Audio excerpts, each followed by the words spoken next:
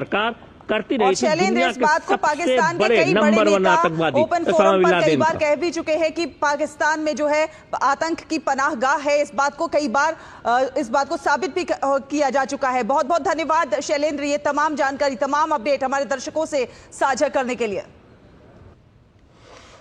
तो आपको बता दें कि ऑपरेशन सिंदूर भारत के रक्षा सिद्धांत में एक महत्वपूर्ण मोड़ साबित हुआ है। ये बात रक्षा मंत्रालय की ओर से कही गई है। ऑपरेशन सिंदूर में तीनों सेनाओं के बीच तालमेल, रणनीतिक गहराई और तकनीकी विशेषज्ञता का प्रदर्शन किया गया। पहलगाम आतंकी हमले के बाद शुरू किए गए ऑपरेशन सिंदूर ने सटीकता, व्यावसायिकता और उद्देश्य के साथ तीनों सेनाओं की संतुलित प्रतिक्रिया को प्रदर्शित किया। विभिन्न एजेंसियों से मिली खुफिया जानकारी ने 9 प्रमुख शिविरों की पुष्टि की है, जिन्हें आखिर ऑपरेशन में निशाना बनाया गया था। भारत की जवाबी कार्रवाई सावधानी पूर्वक बनी योजना और खुफिया नेतृत्व वाले दृष्टिकोण पर आधारित थी। इसने सुनिश्चित किया कि ऑपरेशन न्यूनतम अतिरिक्त क्षति के साथ संचालित हो। ऑपरेशन सिंदूर के दौरान भारतीय सैन्य बल ने जमीन, हवा और समुद्र से कार्रवाई की और इस दौरान भारतीय सेना, वायुसेना और नौसेना ने आपसी तालमेल का उम्दा प्रदर्शन किया। भारतीय वायुसेना ने पाकिस्तान में आतंकी ढांचे के खिलाफ सटीक हमले करने में अहम भूमिका निभाई। इसने नूर खान एयरबेस और रहीम यार खान एयरबेस जैसे लक्ष्यों पर बेहद असरदार हवाई ऑपरेशन किए। वायुसेना का मजबूत हवाई रक्षा वातावरण सीमा पार से जवाबी ड्रोन और यूएवी हमलों के दौरान भारतीय हवाई क्षेत्र की रक्षा करने में महत्वपूर्ण साबित हुआ।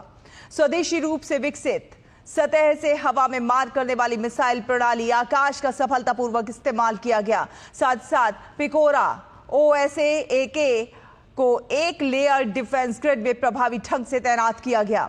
इंडियन एयरफोर्स की इंटीग्रेटेड एयर कमांड और कंट्रोल सिस्टम ने एयर एस्टेट्स के रियल टाइम कोऑर्डिनेशन को सक्षम बनाया।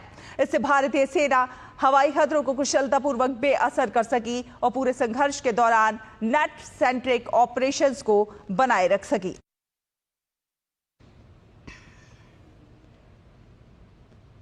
और इसके साथ ही भारतीय सेना ने रक्षात्मक और आक्रामक दोनों भूमिकाओं में अपनी तैयारी और प्रभावशीलता का प्रदर्शन किया। सेना की वायु रक्षा इकाइयों ने वायुसेना के साथ मिलकर काम किया, जिसमें कंधे से दागे जाने वाले मैन पैड्स और LLAD गन से लेकर लंबी दूरी की सैम्स तक की कई तरह की प्रणालियां तैनात की गईं। ये इकाइयां पाकिस्तान द्वारा लॉन्च किए गए ड्रोन और घूमते हुए हथियारों का मुकाबला करने में सहायक थी। पाकिस्तान की लाख कोशिशों के बावजूद भारतीय सेना मिलिट्री और सिविलियन इंफ्रास्ट्रक्चर की सुरक्षा सुनिश्चित करने में सफल रही।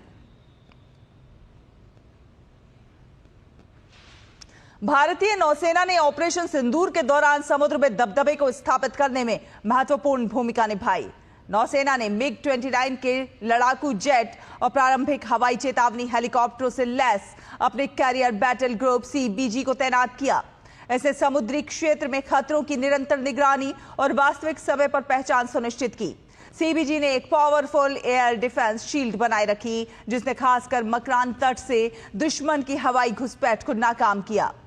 नौसेना की उपस्थिति ने एक मजबूत व्यवस्था बनाई और अपने पश्चिमी समुद्र तट पर पाकिस्तानी हवाई हमलों को प्रभावी ढंग से रोका। नौसेना के पायलटों ने 24 घंटे उड़ानें भरी, जिससे इस क्षेत्र में भारत की तत्परता और रणनीतिक पहुंच का प्रदर्शन हुआ। नेवी के समुद्र पर नियंत्रण ने और खतरे के माहौल में एंटी मिसाइल और एंटी एयरक्राफ्ट डिफेंस कैपेबिलिटीज का शानदार प्रदर्शन किया। फिलहाल एक छोटा सा ब्रेक के उस पार खबरों का सफर जारी रहेगा। देखते रहिए DD न्यूज। जब धरती चीर कर निकलता है लोहे का पत्थर और मिलता है मोंगिया के जोश से, फिर तपता है, पिघलता है और बनता है फौलाद।